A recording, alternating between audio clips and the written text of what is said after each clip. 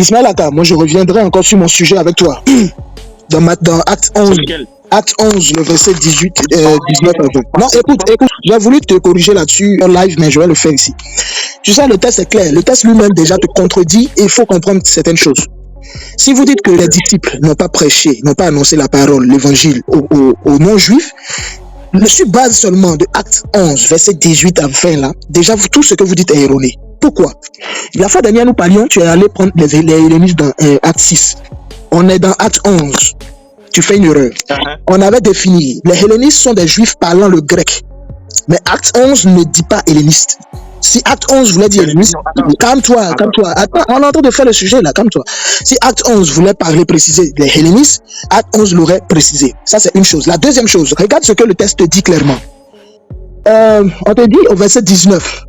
D'abord, le verset 18 dit que la parole a été annoncée aux païens. Dieu veut que la parole soit annoncée aussi aux païens. Et on rentre maintenant avec le verset 19 qui dit ceci.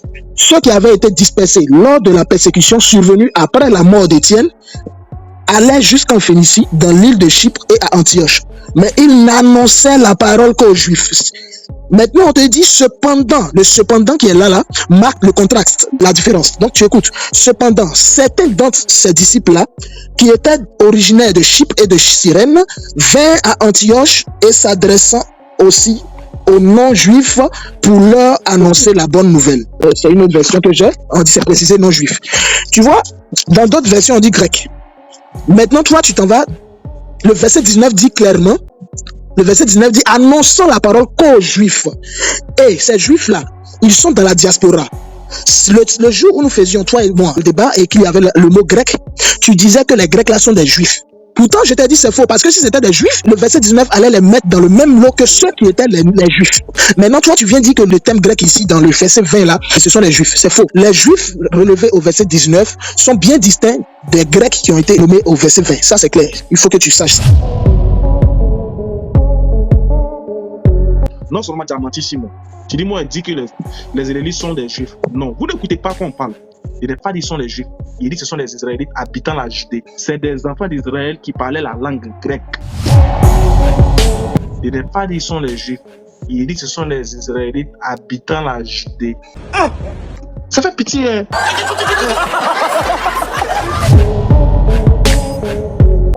Alors, que veut dire le mot juif lorsqu'on parle de la race et non de la religion?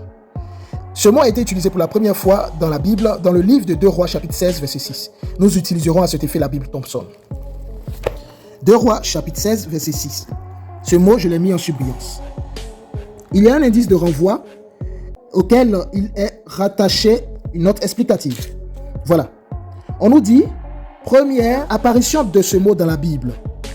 Il signifie à l'époque citoyen du royaume de Juda. Par conséquent, tous les Juifs sont issus ou originaires ou habitants du royaume de Juda à cette époque. Ça, c'est une première précision à faire. Et le dictionnaire de Xavier Léon Dufour ne manque pas de le rappeler. À l'origine, membre du royaume de Juda. Mais du temps de Jésus, on dira qu'il s'agit des membres du peuple entier d'Israël avec une connotation raciale. Bien évidemment que les Samaritains sont exclus. Bon, Ismaël Aka, un peu de Google ne te fera pas de mal, comme tu sais bien le faire. Les thèmes judaïsme et juif renvoient à Juda, nom qui désigne le 4e fils du patriarche Jacob, l'une des 12 tribus d'Israël dans la Bible, et le royaume de Juda, appelé plus tard Judée par l'occupant romain. En conséquence, selon cette première assertion, tout habitant du royaume de Juda ou de la Judée est appelé juif.